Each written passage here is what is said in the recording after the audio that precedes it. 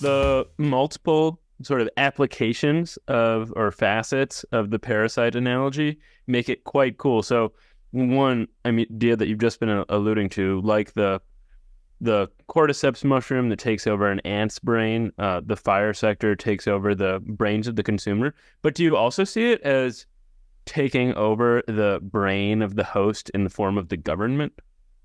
Yes, because after all, who is the government going to appoint as Treasury officials and central bank officials? The donor class, the financial class, for instance, will look at who are the members of the Senate Banking Committee and the House Banking Committee.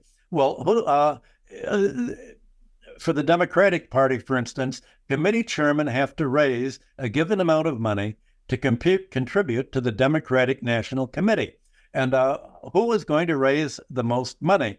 The donors are going to say, well, we now have our guy or our lady running the banking committee. Let's make sure that we give a lot of money to his campaign. And if that committee head would do something that we don't like, we will give campaign contributions to his or her opponent. Whether it's a Democrat or a Republican, it doesn't really matter. They have different rhetoric, but they both represent the donor class.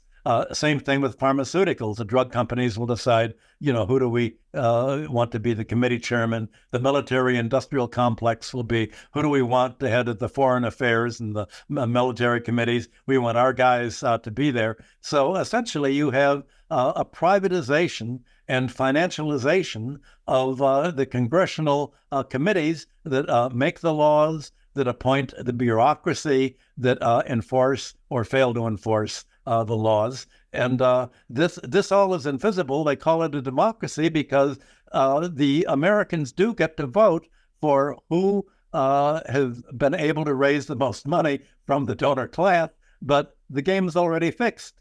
They have a Tweedledee, Tweedledum choice, and no matter who they pick, it's going to be who the donor class has selected to represent them in Congress and one party or the other.